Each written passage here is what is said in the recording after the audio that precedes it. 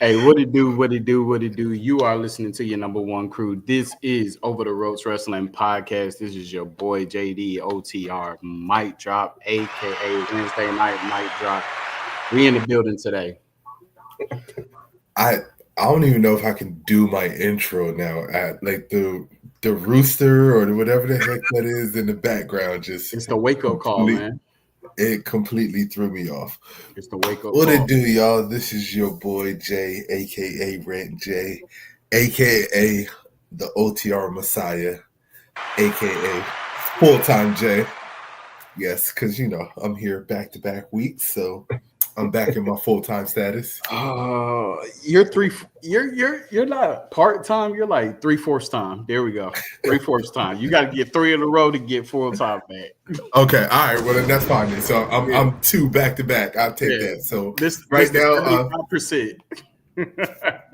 Hey, what's going on there? We're gonna leave it at part-time.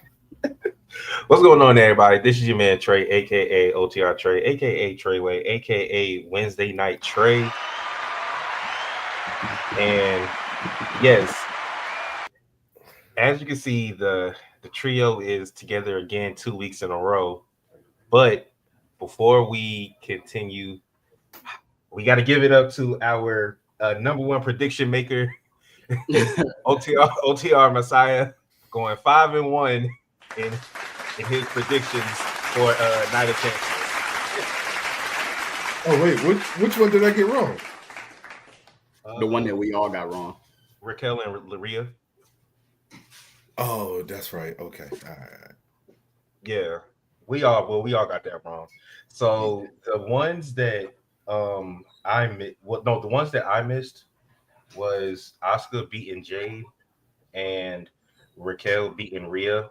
What JD got wrong was Raquel beating Rhea and Randy beating Cody. Yeah. I should have been 5-1, but it's all right. We all should have been 5-1 because if we had all I had to do was pick Jade. All I had to do was pick the blonde. I mean, the poster boy, But well, speaking of the predictions, so what did everybody think about Night of Champions? It was a solid 8. 8? 8 out of 10. Yeah, I give it an 8 out of 10. All right, what about you, JD? Oh, let's see. All right, first match good. Second match, all right. Third, yeah, I'll probably give it an 8.5. What's going on, y'all on TikTok? You already know what it is. Yeah, I'm gonna roll with Jay on this one. I'm gonna give it an 8. But I mean, what was y'all's match of the night?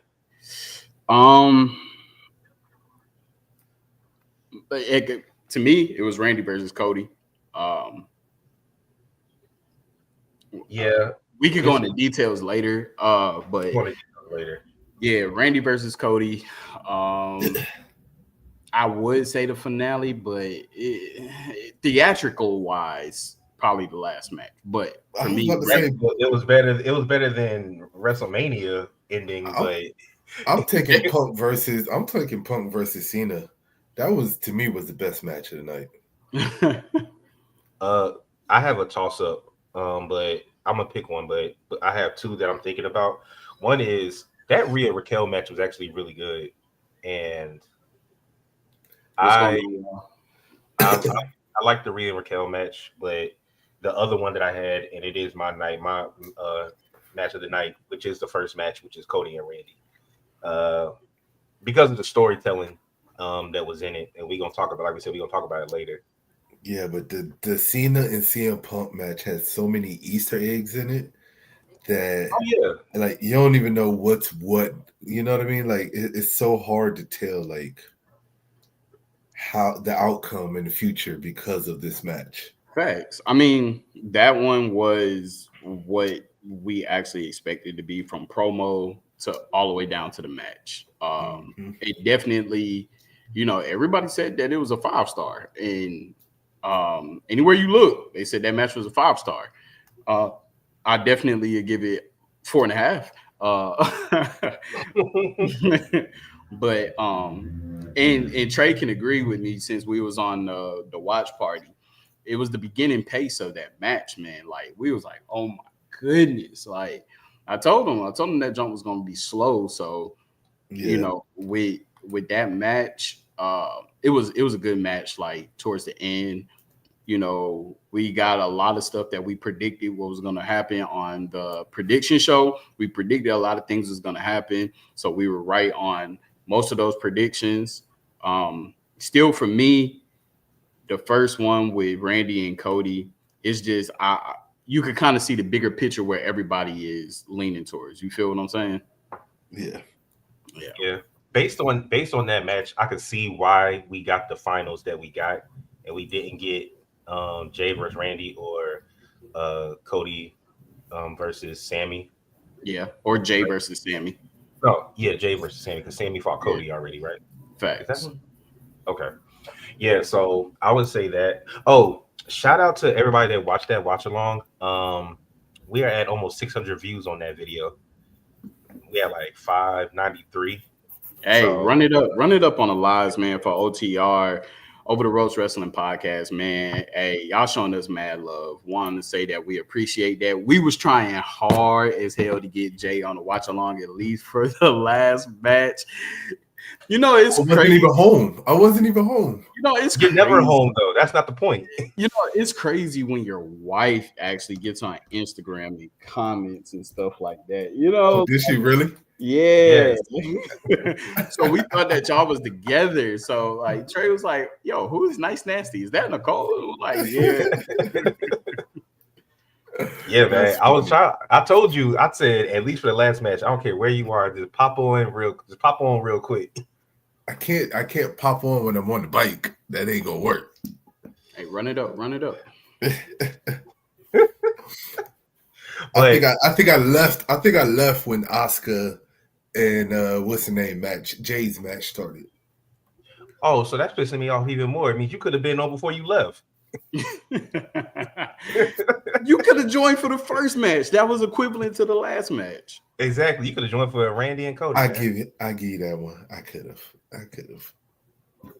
Man. See, we over here. What they say on Remember the Titans? You can think about the team. What team? Okay, Truth. What up, Truth? He said Jay telling on himself. Laugh my ass off. I'll tell you what. Okay. Don't make me no promises. Hold on. Yeah, I ain't gonna do that. Don't do that. I was just thinking about that because I was like, damn, when's the next pay-per-view? Hey, matter of fact, ain't we supposed to be at your crib today? Hey, listen. I forgot about that. We were supposed to be at your crib today. Because remember, we said if Jay didn't join the watch along, so we were supposed to be at his crib today. Oh, yeah. See, I purposely didn't join so y'all could come over. I did y'all favor. We'll get that when Trey come back in town. So because we're doing predictions next week. But for anybody that enjoys watching me on the watch parties, I won't be here for Friday or Saturday next week. Yeah, so we will not be any watch parties because JD is not doing that by himself. I don't know how to control this for the set up a watch party. I'm not about to get OTR mic drop watch party. It's literally what we doing.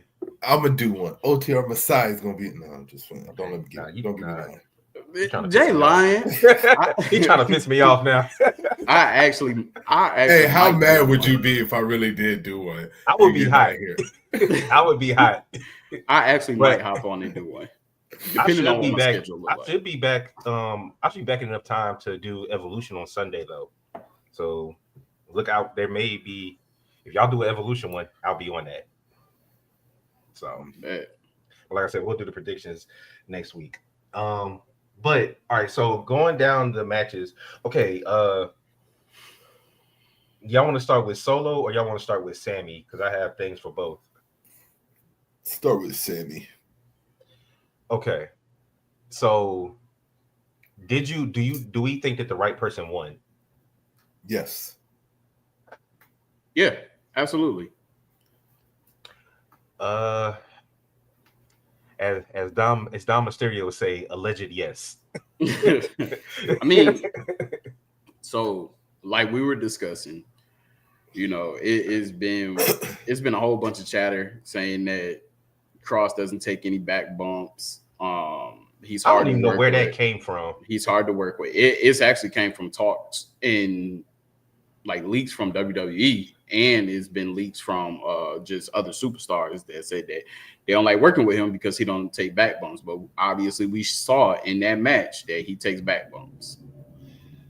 I mean, Well, he let's pretty be much came out honest. and said Nobody that that was knows. BS. Nobody knows what the hell's been going on with Cross. Low key, I think he was on the shelf and injured, and there was something that was going on, and he just got cleared. Yeah, Man, possibly. I really think so because the whole the last 6-7 months just doesn't make sense. Other than he couldn't wrestle for whatever reason.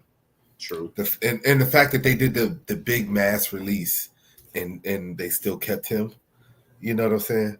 Like there was something else too. Well, he's got. I am happy. He's top 2 in merch sales for his T-shirt. That is true. I mean, I am glad to see him finally back in the ring, but who needed to win the match more? It's 100% Sami Zayn. There's nothing in it for Cross. He's not in any title picture. He's not even in the mid card picture. Like there's nothing. Cross is just in people's ears trying to corrupt them. So he can absolutely take the L and continue to do what he's doing. Versus Sammy, who is what everybody wants is Sammy to get that World Heavyweight Championship or that WWE, you know what I mean, championship match. He needed that win. So okay, yeah. And then we saw a continuation of everything on Monday when he got attacked by Cross with the steel pipe to the ribs. Yep. So, yeah, I mean, you make a lot of sense. Cross, in storyline purposes, really doesn't need the win. So, all right, yeah, I can agree with that. What about you, JD? Before we move on to Solo and What was the question again? Did the right person win and why? So you said yes, the right person won, but why? For Sammy, Sammy won. Definitely was the right person to win. I think Sammy's on this bill right now. We know that eventually Sammy is going to get a main title shot. We do understand that Sammy will become a world heavyweight championship, if not by the end of this year. Maybe by WrestleMania of next year. He might actually have his WrestleMania moment this year. Who's to say? But this is once again on Sami Zayn's journey to being on top, is being a top babyface. In my per se, they already know the direction that they're going with certain superstars, which we'll touch base on that possibly later on. But Sammy is on his journey once again of being a top babyface. So with him taking an L, that kind of would have diminished it unless they had a certain way of going with his storyline. There already has been word on the streets that Karrion Kross's contract is up in August. So they don't know if he's going to resign. They don't know if they're going to let him go or what. But it's been rumors to say that his contract is going to be up in August, and there's a big possibility that he can no longer be with the company. Okay. So a win doesn't really do anything for him. Okay. But then do you think that we're going to get some kind of conclusion then to this Sammy Cross storyline? Or is it's going to be a SummerSlam match. It's going to be a SummerSlam match. It will be something like it depends. Because they didn't have any interaction Monday. We didn't see Cross Monday. Yeah, they did. Cross attacked Sammy with the steel pipe. He hit him with a steel pipe. Right? That is right. I missed that part at the beginning. So he did. So yes, with that part, it will be a continuation then. And like Jay said, SummerSlam, definitely. If not SummerSlam, then maybe Saturday night main event.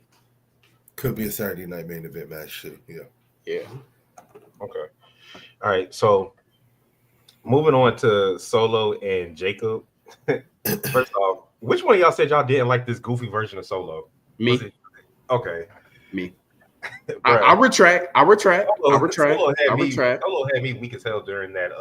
I mean, and it was funny because of Jacob doing it at the same time, also. And Jacob being mad serious with his and Solo not. Outward. Yeah. 0819.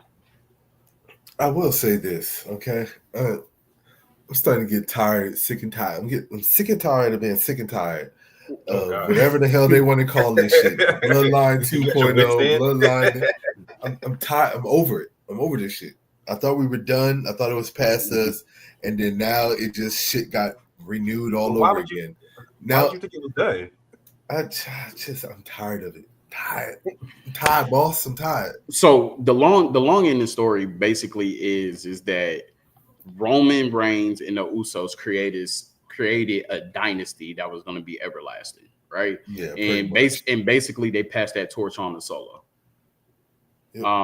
Solo being pretty much like the youngest out of that quad. You know, they, even though they're cousins, they look at Roman Reigns as the big brother. So out of that quad, they passed it on to the youngest, which rightfully so. You got to think the Usos and Roman Reigns been in WWE for how long? For a minute. Mm-hmm. Yeah, this actually serves Solo purpose of him being able to be pretty much a boss of his era of WWE. So I get what you're saying of being over with it, because it's like, all right, which direction are we like? We got 2.0. You're not 2.0 because you're not the tribal chief. Now we're at like 4.0 now. Right. So then it's like, if they were going to keep on with this storyline, and I think I saw a couple viewers and other creators say this, that why didn't you just give him the Ula Fala? You should have just had him beat Roman, right? Because I really think that they really wanted to kind of cut ties with the whole actual bloodline. Like, we know that we still have, you know, all the family, and they bringing in more people and stuff like that. But I don't think that they wanted to. What's the word I'm looking for? I don't think they want to associate it with the actual bloodline. You know what I mean? Yeah. Like, basically, it's just a faction that they have. True. Put together. But it's not the actual bloodline. It's like the Samoan dynasty without it being the actual Samoan dynasty. Like, like me and Trey was talking about this on Saturday, and it was like what Roman did, he did with immediate family. Yeah. Outside of Sammy, right? Sammy was that outer link. But with Solo, besides Jacob Fatu, Solo's not doing it with technically family. Those are Tongans, right? Exactly. They're culturally under the same type of family tree, but they're not technically family. They're associated because their great grandfathers were tag team partners, or their uncles and great uncles and whatever was tag team partners. When you talk about the Tongan kid and I called him Ming, but Fatu. Mm-hmm. Is it Fatu? Yeah. No. But Fatu. Not Fatu. Haku? What's Haku? There we go. Haku. My fault, y'all. Haku. Now, but since you mentioned Fatu, I mean, it's worth mentioning the tweet that Jacob's brother tweeted out. Zilla talking about he's only one phone call away. True. So, you still got Lance and Hawaii that's out there. So you saw that picture too, where it showed like the new version of what Jacob Fatu's faction could possibly be, with it being him, Tamatanga, Zilla, and Lance Hawaii. Yeah. Saying that could be a 4. Funny thing is, I saw somebody online say that the bloodline is slowly becoming the Bullet Club, because the Bullet Club eventually broke off into like 5 different groups. That's exactly what it gives me. That's exactly the vibe. NWO. There you go. NWO. Like, do I need to keep going? DX. Like, that's where we're going. The thing with the Bullet Club and NWO is, yeah, those other factions had different versions, but NWO and Bullet Club, the different versions fought each other. That's true. because you had I your mean, main Bullet Club, and then you oh, had we've Kenny and but we've Bucks already that had broke it. off into the elite. But we've already had that. We've already had OG Bloodline versus Bloodline 2.0. So technically, Now it's the you got same. the other, but now you got the other versions of this bloodline now, because now you're gonna have a face Jacob with his people Right. versus Solo with his people. and And they still gonna fight each other. So something that I saw too is like where they could go as far as the storyline is that you already saw that they didn't really leak, but they foreshadowed that Jimmy will help Jacob. Yeah. Jimmy probably will call on Jay for a favor, which will lead to the Usos getting back together, and then they could call on hopefully they will go ahead and sign Zilla. Hopefully. That's what I'm looking at. He's at every premium live event, he's backstage, and he's always at these events that I just need them to pull that trigger. I feel like he's ready. So we had two returns. We had the return of the GOAT, Tongaloa, and then we had they didn't say his name, Yeah. but it's looking like he is actually going to be called Tala Tonga, aka Hikuleo, who debuted as well. So yeah. we did I get thought they did say his name. Nah, they didn't. They never said his name. And when they don't say the name, that means they're getting a name change. Just like they didn't say Mariah May's name when she debuted. They just called her the Well, Glamorous One. so when he was on main event on the live main event, they called him Hikuleo. When he had the dark matches, but I don't see why they wouldn't keep it unless it's still some ties and trademark.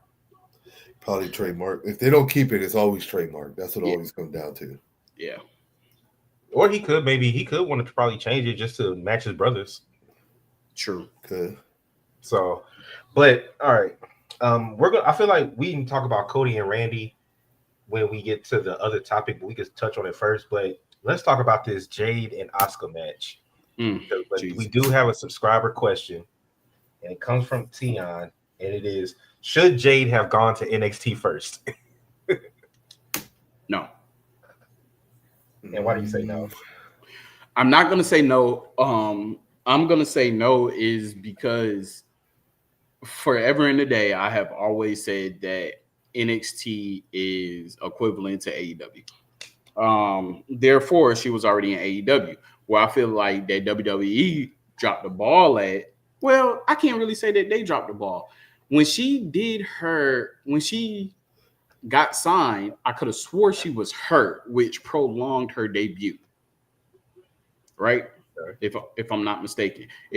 Her debut got prolonged because all she was doing was backstage segments and she was talking. Therefore, there was obviously some issues about her in-ring ability.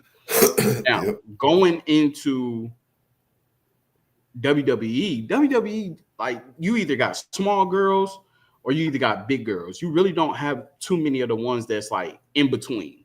So you started her off fighting people that was up to her caliber, and she didn't really have as much experience fighting the smaller women superstars, which plays a big factor in how your matches are going to turn out. One, their speed is different. Two, their weight is different. Three, look, like her posture was all the way off when she was fighting Asuka. It was almost like, damn, I don't like she's trying to bend down to get to her level. If that was going to be the case, that was like Big Show fighting Rey Mysterio, honestly.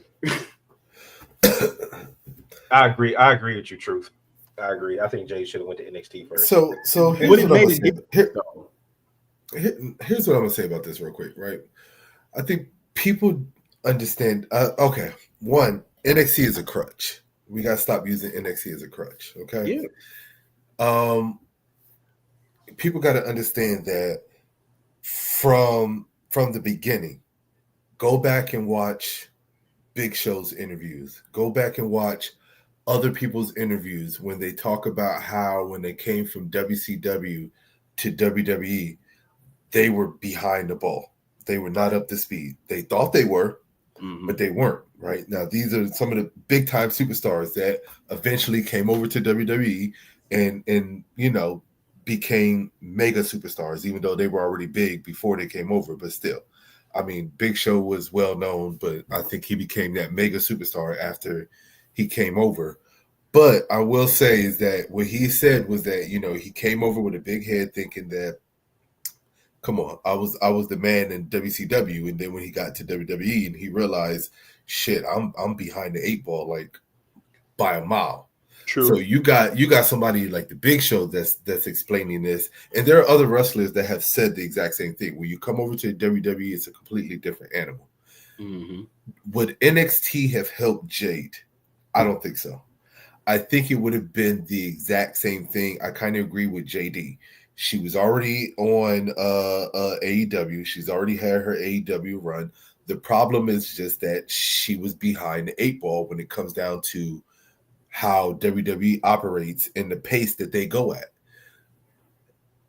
Do I think she's gotten better? Yes, she's gotten better. She's gotten worlds better than what it is, what she was when she first came.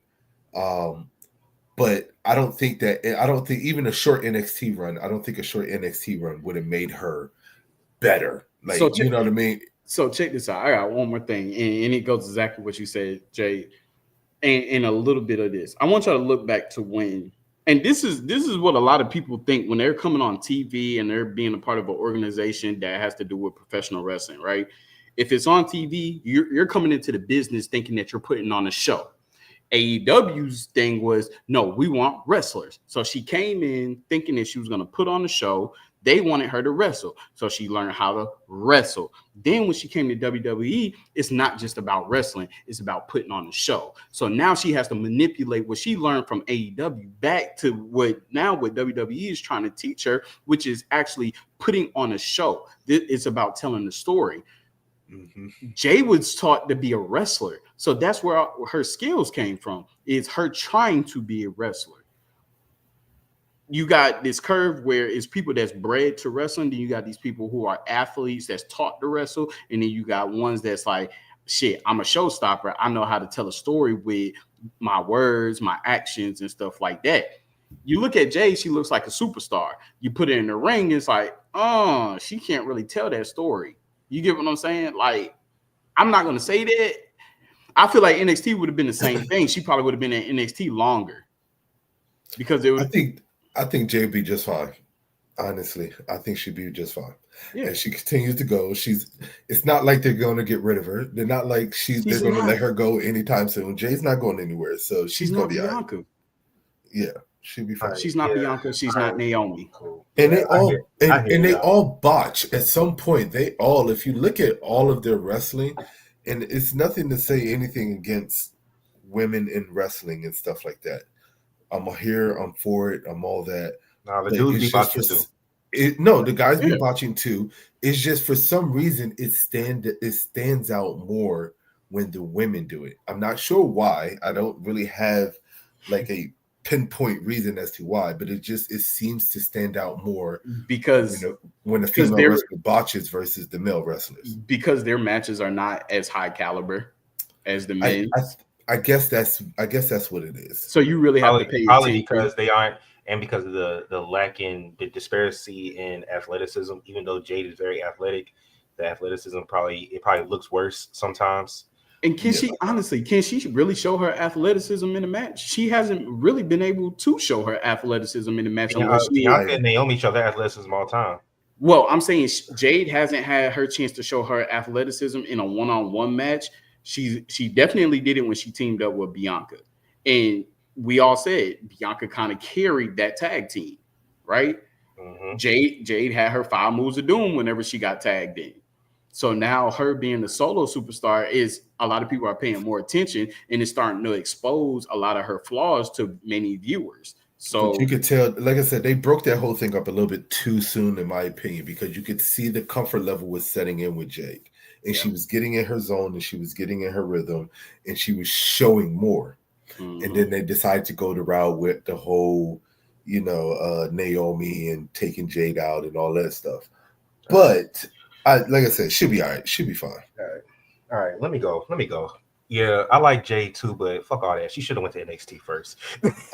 I'm sorry. And I feel this way because it's not like her being there for 6 months to a year, I don't think that would have changed the trajectory of her career at all. I think that if you have better in-ring wrestlers like a Julia, a Stephanie, and a Blake Monroe now that are good enough to go to NXT and probably moved up pretty quickly, I don't see why Jade just had to be. It's not. It would be a bad thing if she started out in NXT. She had to stay there forever, but I think that it would have been good for her to have a feud with somebody there. I don't know. You want to fight your little people? Have her fight Kalani or somebody. Have her fight Jada. Have her fight Hill. Have her fight Lola. I don't know.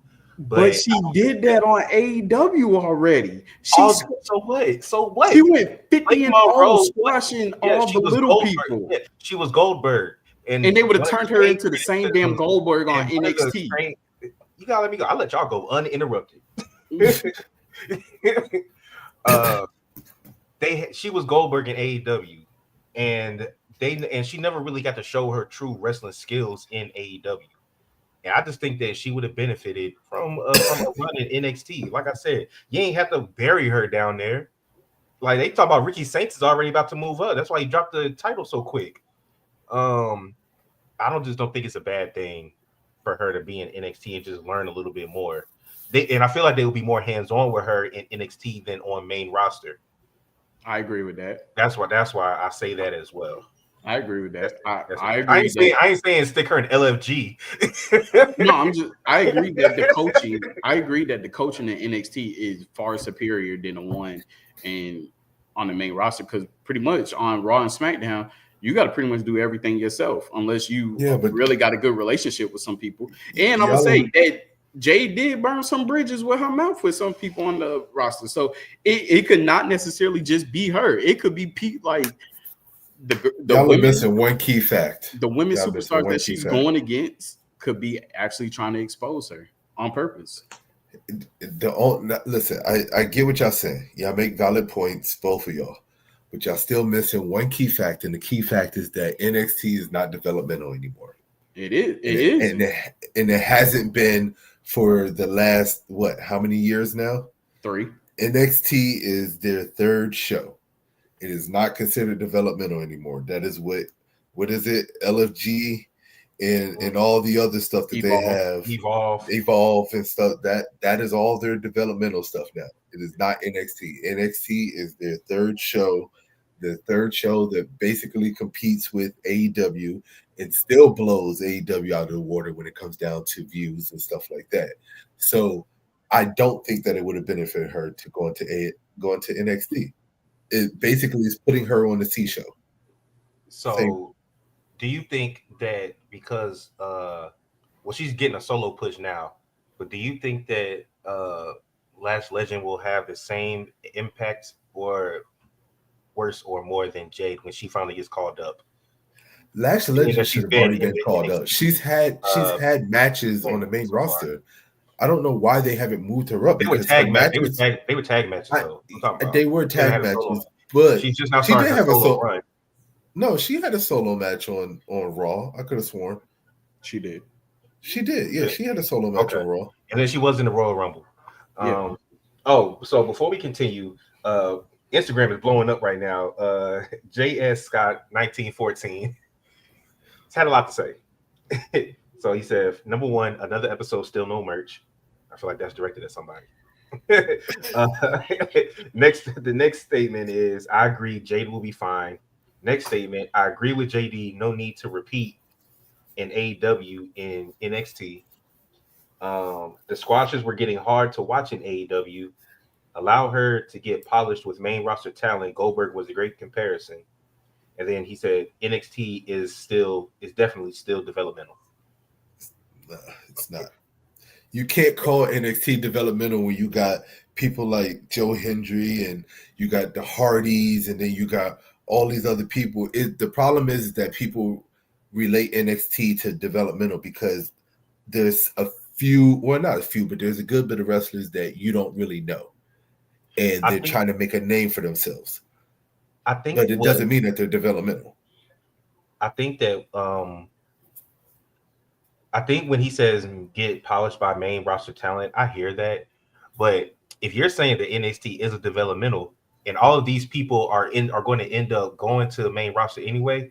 The reason why another reason I think it would have been good for her to start at NXT is even though NXT gets a lot of views, it still doesn't pull in the numbers as a Raw or a SmackDown.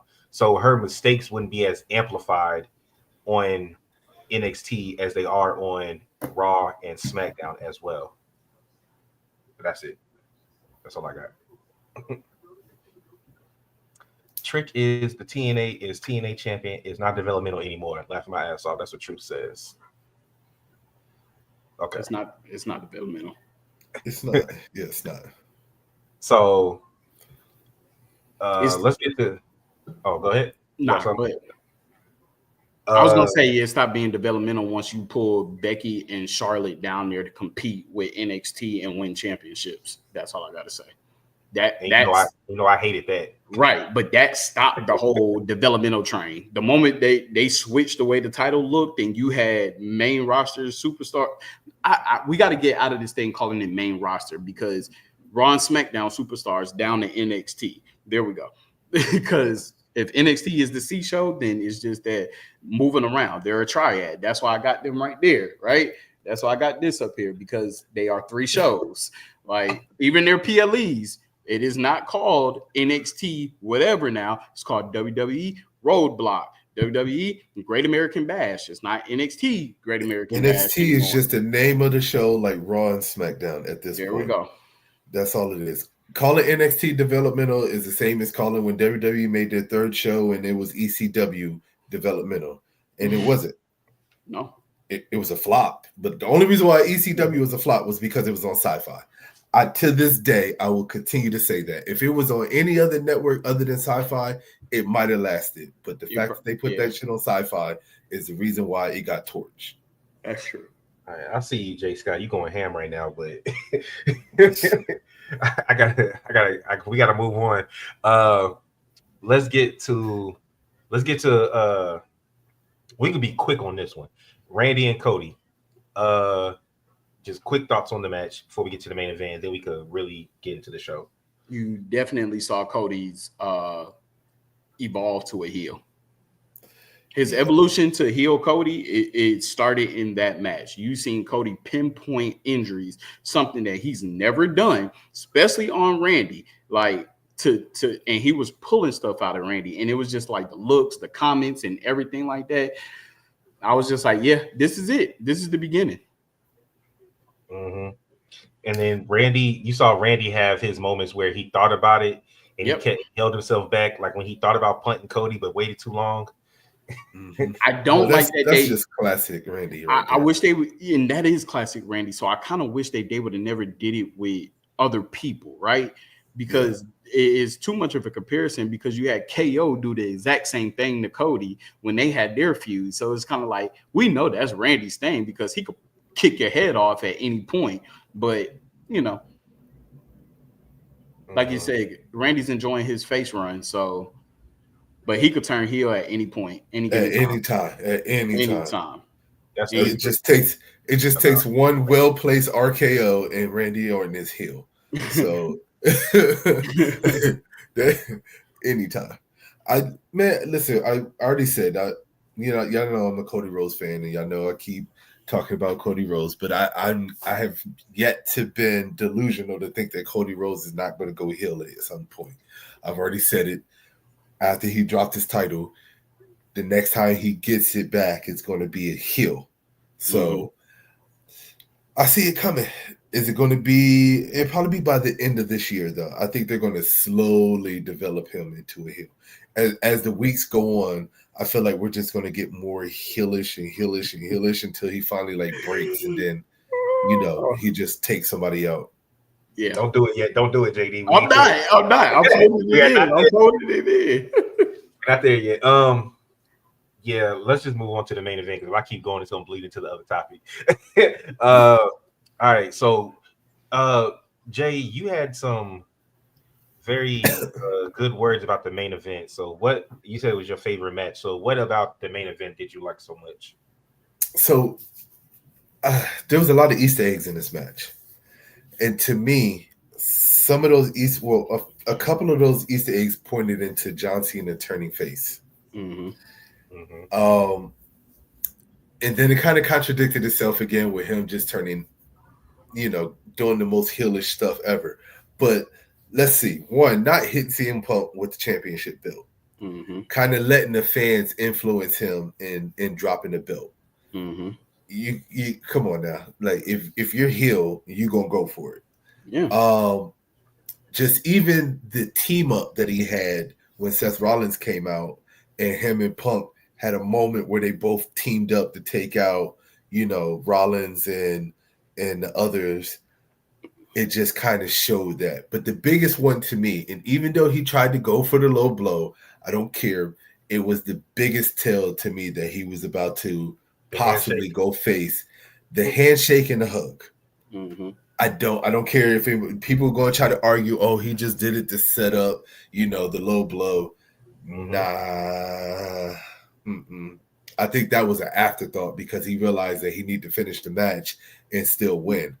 But you can see the little smile on his face when he went in for the handshake. Mm-hmm. I was like, okay, all right. It's not coming anytime soon, but I think we're going to just get more of that little and little, you know what I mean? And also, too, if you think about it, he pretty much wrestled a clean match up until Seth Rollins came out, right? He wasn't trying to cheat. He was trying to beat CM Punk straight up. Yeah. Which is worlds different from every other match that he's been in since he's turned heel. Yeah. 3 AAs, and then he got fed up with it, went for the belt, put it down, still tried to win it. Clean slate after the ref and the fans, had their contradicting thing. And then stopping Seth Rollins from cashing in, that also showed like, what are you doing? Like, no, you're in my business and stuff like that. The funniest part the funniest part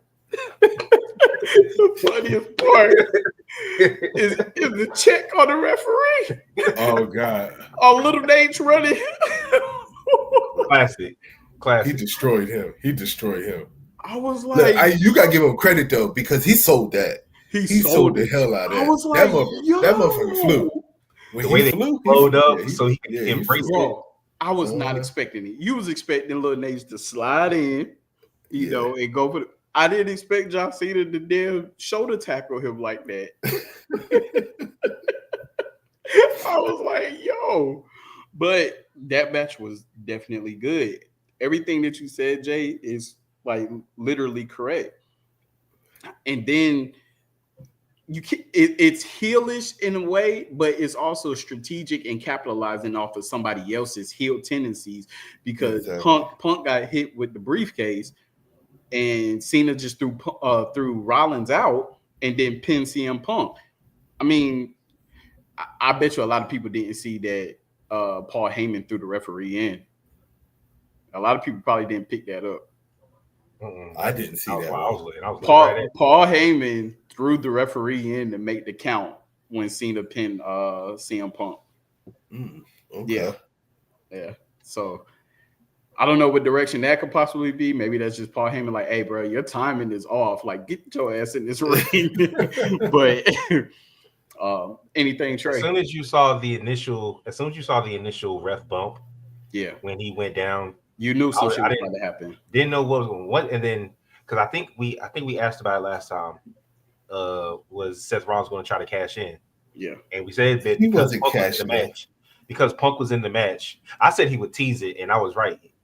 He damn near did it though, and it was only because Punk was in there. But when you say, I understand all the stuff that people are using as potential face turns. I think that the only thing that really looked face-ish to me was when he dropped the title instead of hitting CM Punk, because everything else made sense, whether he's a heel or a face. Why the hell would I let Seth Rollins cash in? Why would I? And then he came with his two goons, so of course we're gonna fight him off because I still want to hold my title. I said I'm trying to leave the company with the title, so it makes all the sense in the world for him to stop Seth Rollins from cashing in. But also on a more heelish tendency, and I'm gonna let you finish. Like he could have looked at Seth and like, all right, let's team up to take Punk out. Like that's my enemy, that's your biggest enemy. He could have teamed up with them, and then he could have like flipped up on them and threw them out the ring. You get what I'm saying? It's other directions, but I get what you're saying. But Seth was fresh, so and he wasn't dressed to wrestle. Yeah, that's the biggest tell that right was the there. tell. That was the tell. Yeah. He came out in street clothes. He didn't even come out in ring gear, so you already know he wasn't cashing in. That would be a very flamboyant cash in to be the in funniest street clothes. Exchange was Seth going, "You were just dead 3 seconds ago." But yeah, so that's ladies and gentlemen, that was our Night of Champions recap. Let's move on to the next topic, which is, and Jay, you brought this up, but I'm gonna start with JD on this one. Will we see a double turn at SummerSlam? Cena and Cody? No. I don't care what. I don't give a shit what all these people have been saying. It's too damn early. It's too damn early to do it. Yeah. It's too damn early to strip Cena of that title. It's too early for like all of this to happen. Now, what I will say could possibly happen, we will see another glimpse of a Cody Rhodes possible heel turn, where I can see. All right, Trey, and we were talking about this on the watch along. The way Randy was taking his time to get to the back, right? And how he was looking at Cody when he was talking with that sinister look. Do not be surprised if Randy Orton calls Cody Rhodes that title. Do not be surprised if Randy Orton caused Cody to lose at SummerSlam. And the reason I say this is that Randy wants his 15.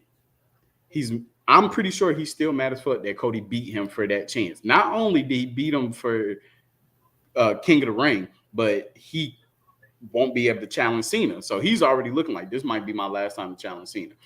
Okay, boom. He costs Cody to lose. Cody gets pissed off at the end, like, what the fuck were you doing and everything? And we can see an aggressive Cody Rhodes side take out Randy Orton. Okay. I'm going to tell you mine. So, one, Seth Rollins is not cashing in that Money in the Bank on John Cena. No. Okay? It's not happening. Seth Rollins is cashing in on Gunther. And Goldberg. Most likely, it's going to be after Saturday Night Main Event after Gunther beats Goldberg. Mm-hmm. That's you said on that tweet that Gunther's going to beat Goldberg. God, I told you if they put that belt on Goldberg, I'm watching AEW from here on out. Well, it's on right now. Now, when it comes down to John Cena and Cody Rhodes, we're going to get more of our little Easter eggs of Cody Rhodes turning heel. He's absolutely going to take his shot with hitting Cena in the head with the belt this time. Mm-hmm. Last time, he didn't do it. He dropped the belt. This time, he's going to take the shot. He's not going to win. He's not going to pin him. I mean, he's going to pin him. He's not going to win off of it, though. But he's definitely going to take his shot. As of Randy, I don't really see where Randy would interfere unless somebody else interferes in the match. And then Randy kind of comes out in support of Cody Rhodes and then ends up accidentally costing Cody the match in that type of way. Okay. Then I can see that. Now, I can absolutely see a triple threat match between John Cena, Cody Rhodes, and Randy Orton. I can see that happening. I can see them making that Survivor Series. Making that a possibility. But somehow, some way, I see CM Punk playing into this because John Cena and CM Punk's match didn't end right. Mm-hmm. So somehow, some way, CM Punk is getting another title match. I don't know how. I feel like we're going to kind of get a snippet of it at SummerSlam. But we'll see. The Rock will be at SummerSlam. I'm calling it now. Okay. I'm calling it now. Are you going by that thing that I sent y'all? I didn't even see it. I don't remember. they were going. Somebody said, and I forgot who it was because I'm not looking it up. So I'm sorry for not giving you credit. But they said that The Rock would show up at SummerSlam during the Cody Cena match, and then they would try to run back everything the same way they did at Elimination Chamber. But this time it would be in reverse to where Cody, so to where The Rock would give Cena either the championship or a steel chair for him to hit Cody, and instead of doing that, he would hit The Rock with whatever the item is, and then once he does that, he then gets taken out by Cody with said item, and that's how showing that he joined up with The Rock, and that's how you would get your double turn. Or because I don't think he would just tell him to F off or flick him off like Cody did. I think he would actually put hands on The Rock. So could we possibly get a double turn without Cody winning? You could, but I think that it would only make sense for Cody to get the belt if he's going to turn heel. I don't because what's the point of because the whole point of selling his soul was to get all the riches in the world. So you can't sell your soul and not get the riches. Nah, I get it. To me, Cody Rhodes needs to lose at least another match or two and put him in that desperate situation. Think about it. We haven't really seen Cody Rhodes. He was after he lost the belt at WrestleMania. He was gone until what? Crown Jewel, I think he was gone until Saturday Night Main Event. I'm sorry. The Saturday Night Main Event was the one that he was going to. So, and that was what, like 3 months until that Saturday Night Main Event. And then now he's back and he's been in a couple of matches and stuff like that. But I don't know, man. To me, Cody is not desperate enough.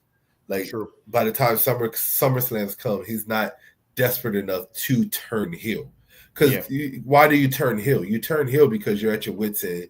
You can't get whatever it is you're trying to get accomplished as a face, right? Exactly. So you pretty much go heel so that you can win that match or win the title or win, you know what I mean? Or dominate or do whatever.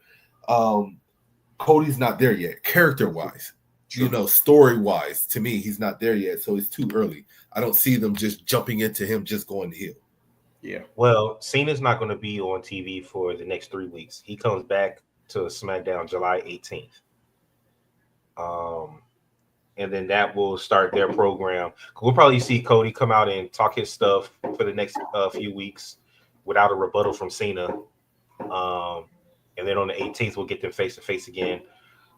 With that much time in between, I don't really know how you can even get Cena to get under Cody's skin enough for him to want to turn heel yet. Exactly. But who knows? But can we see a Cena Cody double turn? I wouldn't be mad at it. But I do kind of agree that it is a little too early, but I do also agree that we could see the makings of it. So because the next big PLE is we have Clash in Paris, we have Survivor Series, and then the next big one for the rest of the year is that Saturday Night Main Event in December in Boston. So it's saying that John Cena has 15 more appearances left. And now they're going to space them out. Yeah. So, also, before Cody did an interview with, I think it was Denise Salcedo. And he was talking about being a face. And he said he thinks it's coming to an end, but he said it could be in a month, it could be in a year, it could be in 3 years, but you want to keep the people interested, and that's how he was talking.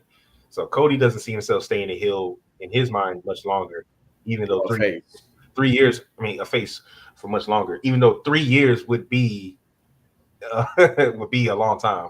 Yeah. Oh, Nice Nasty 713 has joined the Instagram. What up, PJ Spence 90? Chippa 740. Okay, we popping in here in the IG chat. Yeah, I agree. Oh, damn it, Jay. Okay, now Jay has joined the Instagram. 3 years is absurd.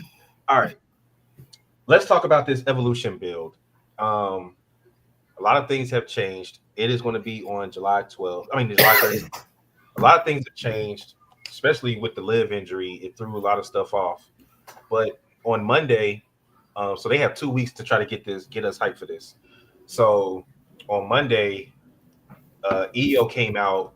No, Rhea came out, and then EO came out and challenged Rhea Ripley, which to me already solidifies that Rhea's going to win. We always said that Rhea Ripley is just one winning match away from getting a title match. She's starting to turn into Charlotte and Becky. Well, let Rhea tell it. She said, "Well, why shouldn't I be going for the title? What's the point in doing this if you don't want the title?" I mean, I agree with her. I mean, yeah, I agree with her, but damn. But so from things that I've seen, is it at Great American Bash they're going to do this? The Roxanne and Raquel are going to be the team, and they're going to face 3 other teams. I think it's at Great American Bash, which is July. Yeah, they're going to face 3 other teams for the women's championship tag team titles. Yeah, since they're doing it on there, they're not going to do it on Evolution. I don't think they're going to lose. Which I think they're going to lose. I really do. I think they're going to lose. If you want to keep the tension, you can really keep the tension either way. But if you want to keep the tension for whenever Liv does pop back up, whether it's to wrestle or not, if they kept holding on to the titles and you see the bond starting to build with Raquel and Roxanne, then I could see that. But them losing it would also. I think them losing it would just make Liv just freaking flip as soon as she comes back. But they have all the gold right now, so I kind of see them holding that for a period. Probably Dom is going to be the first one to drop it. I don't see, man. It's so hard about that. And I'm gonna tell you why, because then they'll put him in lines where him and Liv don't have the titles. I guess so. And that automatically excludes them from Judgment Day business because they were the ones kind of running the shots. So with neither one of them holding titles, it's kind of like well, y'all don't belong. Once Dom and Liv, I hope they just kill off the Judgment Day. I hope they're done with it. It probably turn into the Baller Club. Something, but all right. Truth says that it's at Evolution. Let me make sure. I think it might be at Evolution. I think it is at Evolution because I remember on Monday when they came in with the idea when Finn was talking to Pierce. It is at Evolution. Because they're taking out the member from a team from NXT and a team from SmackDown. And a team from Raw. Another team from Raw. It's a fatal 4-way. Yeah. The team from Raw is probably going to be it's going to be Natty and Natty and Maxine. I was trying to think of their name. Yeah. The Alpha Dolls or Alpha whatever Babes. they call it. Yeah. Mm-hmm. It's something. No, with the girls, it's dolls. It's something dolls. Okay.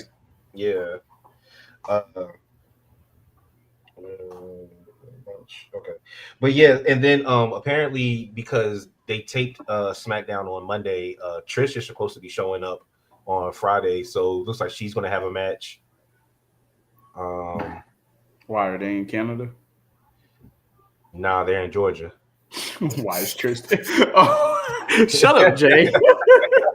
I mean, that's a logical sense. That's what they do every other time. They're in Canada.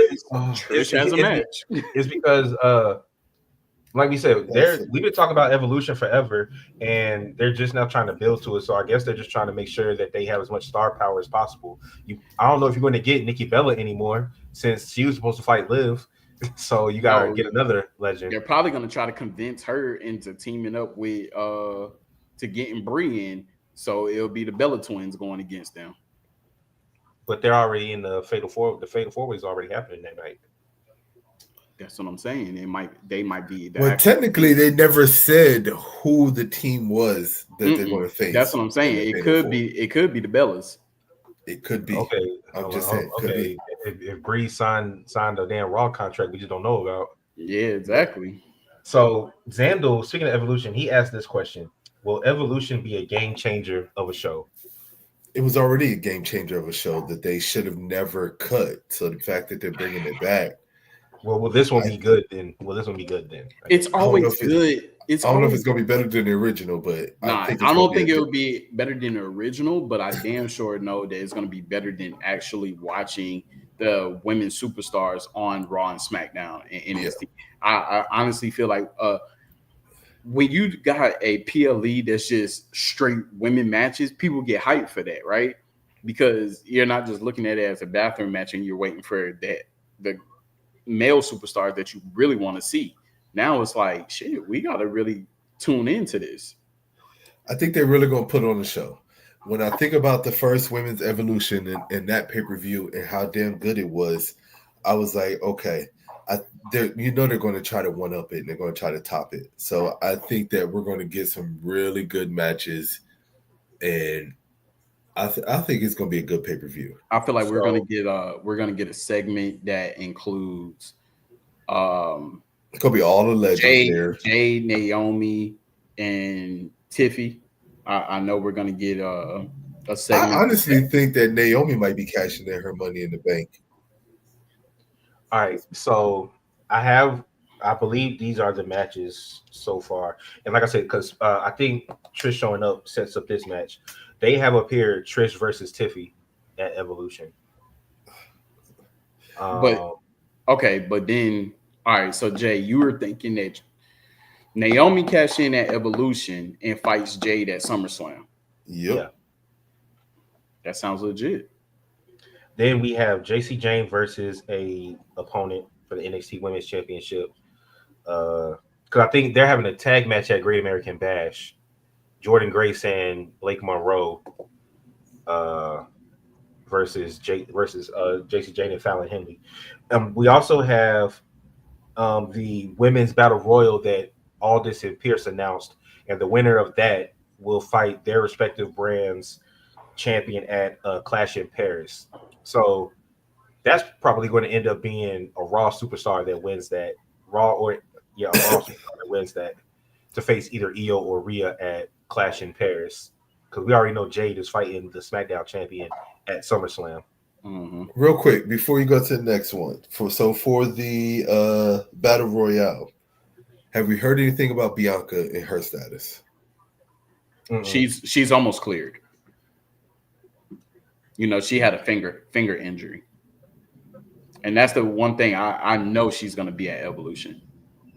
I'm just saying.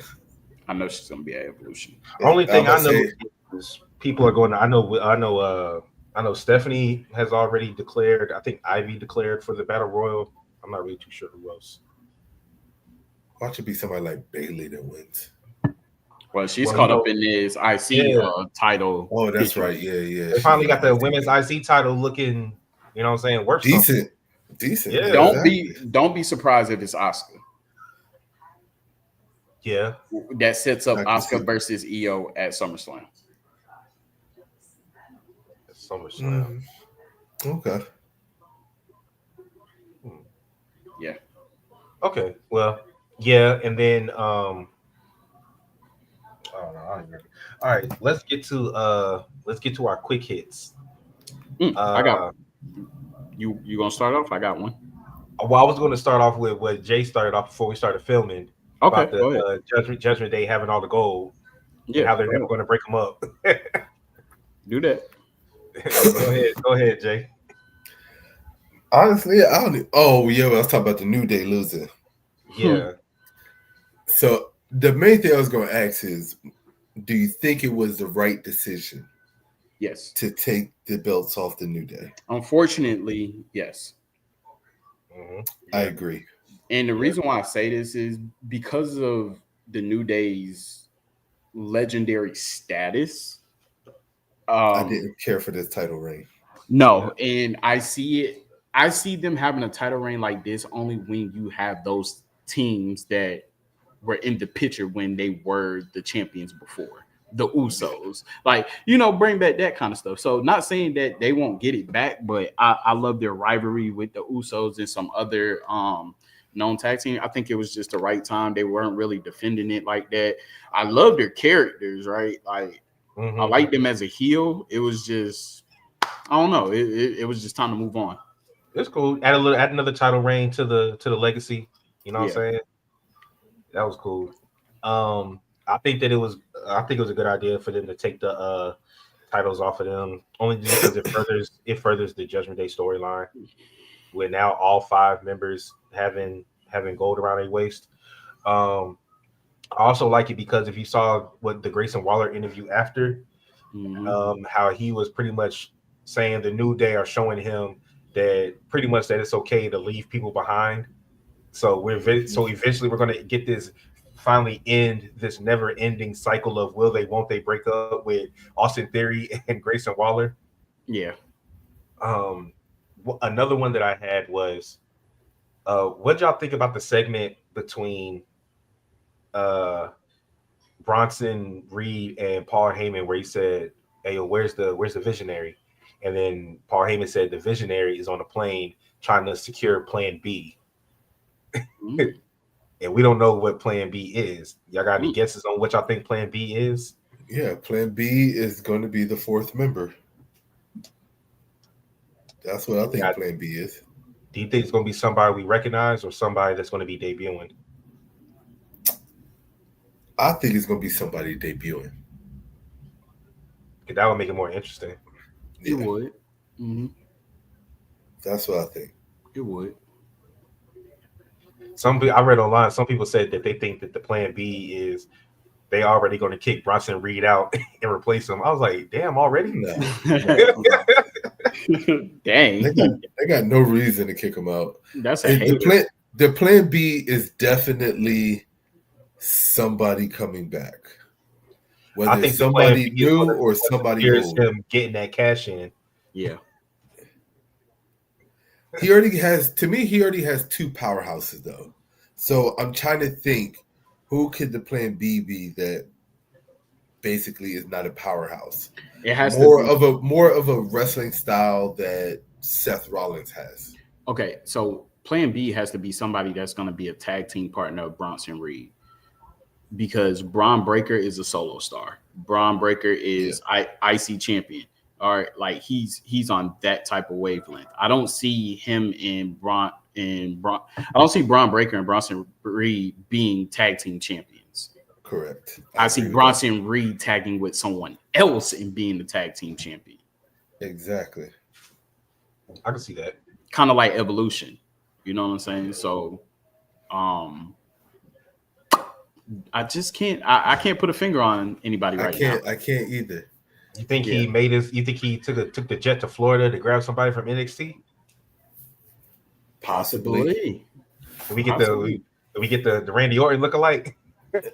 Oh Miles God. Bourne, Mm, mm. Evolution 2.0, with Randy and Triple H 2.0. I'm just Right. trying to think. I'm trying to think of who Seth Rollins might have feuded with in the past that That he he can could kind of, team with. yeah, that he could kind of bring with him back. I don't know. This is a hard one Yeah. because Bronson Reed was easy to predict. Hmm. I knew I was right about that one. And one So thing, yeah, we know it's not going to be a mega star. So it no, wouldn't it's not be gonna be like a megastar. it wouldn't be a Drew McIntyre or somebody. I don't No. know.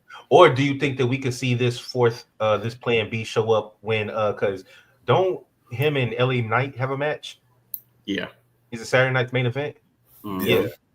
So him and LA Knight have a match. Maybe we could get Plan B show up there because I'm and pretty sure that Punk and Seth are gonna end up fighting at SummerSlam. I'm Plan pretty B sure. absolutely has to be another member. Yeah. I just can't put my finger on who it's going to be. To me, he has two newer people. Like remember when I was talking about it before, and you was thinking about it, and I was like, okay, he has technically two newish people with him, right? Even though they've been there for a while, they're still newer to Relatively WWE. new. Yeah, relatively new. So All right. who's outside of Seth Rollins would you consider to be like a vet, like a Ric Flair's style vet? Ilio Dragunov. Ooh. Mm. Ilya Dragunov has been out since September 30th of 2024 when he tore his ACL. So when you look at that time frame, he's almost a year post injury. He would fit the intensity that crew has. And he kind of has that swag. He got the suit game. Yeah. What if it was our truth? Nah, hell, hell no. I like him being this rogue renegade. I know it's like I'm just saying. Another quick hit. Uh, the new and improved version of El Grande Americano, Oh my aka god, Ludwig Kaiser. that was definitely Kaiser. I mean, come on, That this was shit is Kaiser. that was definitely Kaiser. This is so stupid with this El Grande thing, man. I'm over this. They get on my nerves with it. Yeah, that I was like, wow. So that's their way of keeping that character active while Chad Gable's hurt. Yep. And then now everybody's gonna be saying, "Well, it's not Chad Gable, but it's still El Grande." Da, da, da. Yeah. That's basically what they said as soon as he walked by. And then, So but even American Made was like, "What the fuck?" Right. yeah, Uh, Pat McAfee for fourth week in a row, not on commentary. Yep. well, that's Pat But I think McAfee he said for he was you. I just mean, taking a break. I was about to say Pat McAfee would disappear for a couple of months and then just pop up and then back on commentary. So It's true. Um, Well, well, I got another I one. got anything else? Yeah, Britt Baker is looking to exit her AEW contract, but They won't let her AEW go. henceforth the fact Tony Khan will not end her contract. hey, either you sit out, my boy, or you So, just gotta wait it out. but we're definitely seeing a shift again, right? And we saw a shift, WWE people leaving for AEW. Now we're having that reverse shift of a lot of AEW people are booking it and leaving the company. They still have a good set of their, I guess you could call it veterans. But do you see that it's probably going to be a lot more people leaving? Because I'm not seeing them bring in as many people that they're losing. They're overpaying everybody that they got there. They can't bring nobody else in. That's true. Well, I think they're just being a little more. They're being Selective. selective of who they bring in. Of course, when you first start, you want to do a mass hire, bring in a bunch of people that people know to get people to watch your show. But the same problem AEW had, WWE's about to have that too if they keep bringing in all these people because they're not going to be able to use them all. Well, you got to think about it though. WWE just let go a good bit of people. So, I mean, the fact that they just did, and that's the difference. Honestly, that's the difference between WWE and AEW. You know what I'm saying? WWE would do a mass release. AEW, they're not doing that.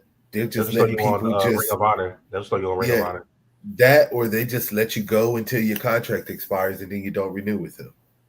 So, at some point, and I said this a while back ago. At some point, AEW is going to have to start doing a mass release. Like it's going to have to happen sooner or later. To me, they got too many people on their roster that they don't use, and we haven't seen at all on anything other than maybe once or twice you get a glimpse of them on like Rampage or something like that.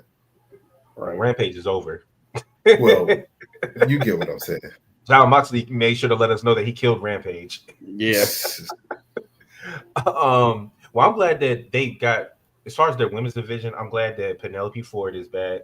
I'm glad that Ty Mello came back. Um, I like that Queen Aminata gets a lot of views on TV. They just brought in this new chick, Thekla. So I get it. And then honestly, Britt Baker ain't been seen since she had that match against Mercedes that everybody was killing her for. Exactly. True. Um, but yeah, I'm trying to think if there's anything else on the top of my head before we get out of here. Um, Oh, hold on. Hopefully, Oh, Julia has a good U.S. title reign.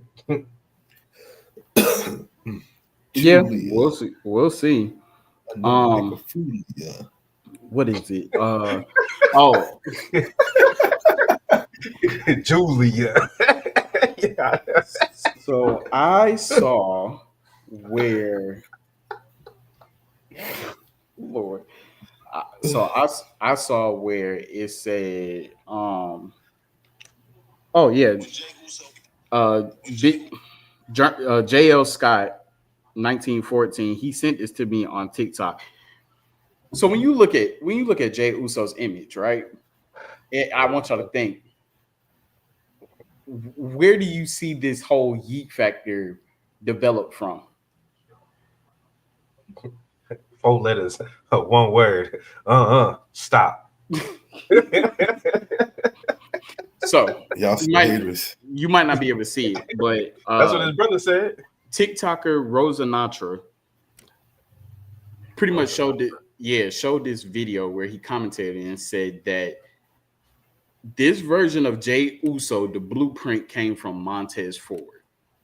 You remember when Montez Ford was getting ready to go on his solo run, right? Think about the colors. Not it's not the exact, you know, image, but the charisma and everything, the colors, the way he presents himself.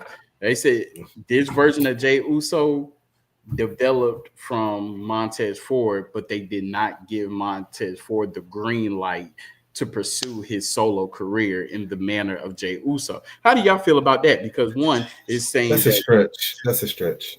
That's a stretch. okay, so this is what it says. It says Jay Uso is thriving as a solo star, but what if Montez Ford already laid the blueprint from the gold double chains to the energy, the promo delivery, and that undeniable star presence? Montez Ford had it all first. Yet WWE never gave him the full push. This isn't about tearing Jay Uso down. This is about asking why WWE continues to underutilize black talent until someone else walks in their blueprint and gets the spotlight. Montez Ford doesn't need to copy anyone. He's been ready. The question is, will WWE finally recognize what they've had in front of them all along? First of all, I need whoever wrote that shut the hell up. That's dumb as hell. And the only reason why I say that is because I'm tired. Like, Damn, stop Jay. it. I agree with certain things that they said, especially when it comes down to the black athletes. That's probably the only part that I agree with. Montez Ford style and Jay Uso style are two completely different styles. Jay Uso, Mm, no, hold on, let me finish.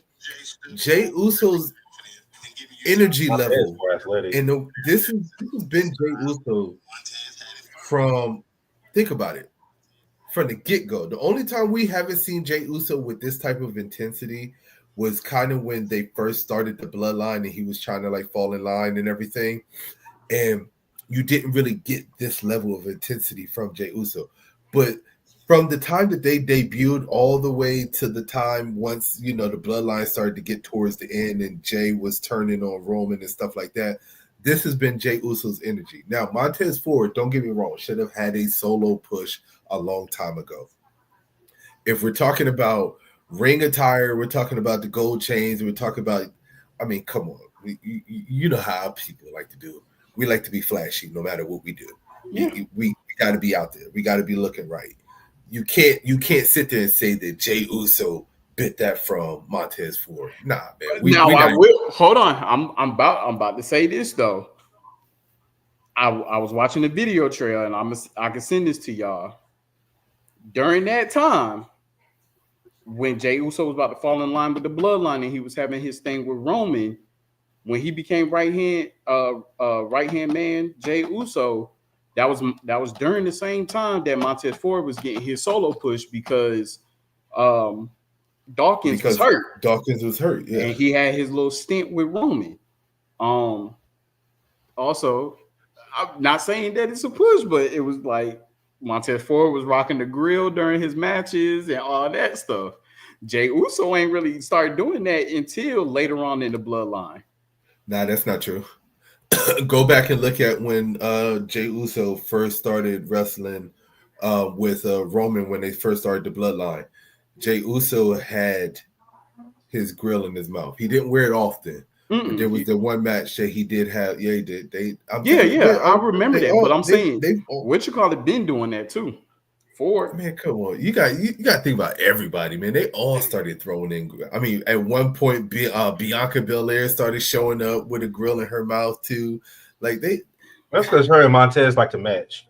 I know, but I'm just saying, like, you can't sit there and say that. So you're not going. Okay. So we're not going to say that Montez Ford.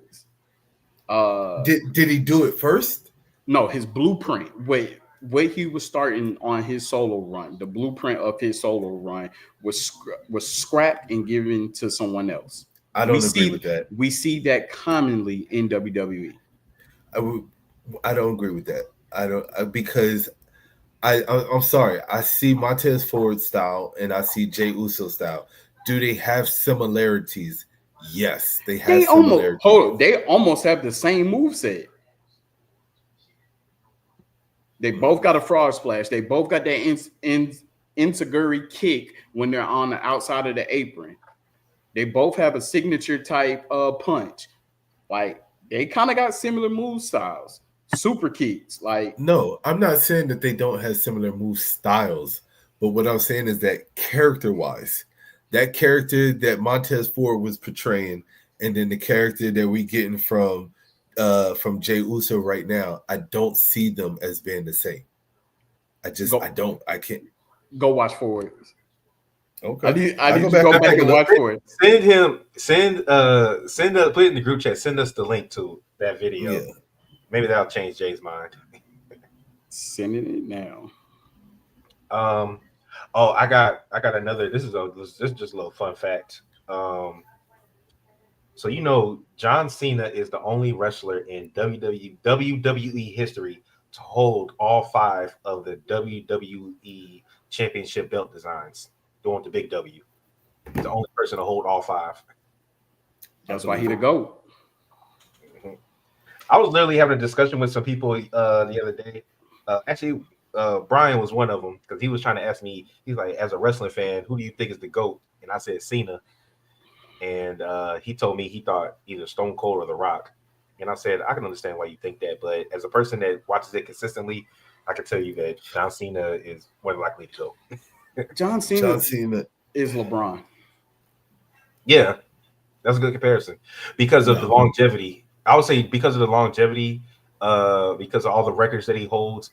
But the only difference is LeBron don't got the most title reigns. Cena does. So John Cena is absolutely Michael Jordan. No, because he doesn't even have the most title reigns. He'll be Bill Russell. Yeah. Okay, well then that's fine. We go with that day. He Bill Russell. It don't matter. They all top 1, 2, 3. If you're going by title rank, John Cena is LeBron. Oh God. So that John Cena is who y'all have as the GOAT of wrestling? No. Yes. I've already told you. Yes. Well, we just agreed. We just say yeah. I didn't say yeah. Well, who do you have? Who do you have? Because LeBron, if I'm portraying him as LeBron is not my greatest of all time. Well, it's not. Jesus, it's not about your GOAT. Do you think that most wrestling fans will universally? Yes. John Cena is the greatest of all time. Yes, absolutely. Who is your personal GOAT then for wrestling? The Undertaker. Okay, that's not a bad one. Yeah, I give you that. I'm sorry, I would put Undertaker as the LeBron of wrestling. Okay, you can say that. Yeah, Why? Because the longevity. There you go. The longevity. Yep. Has a couple of title reigns, but the longevity, man. Hey, didn't the Undertaker retire and then come back? Yeah, he sure did. Yeah, he's Jordan then. Undertaker is Jordan. Oh, that's hilarious. But he Tom Brady. All right.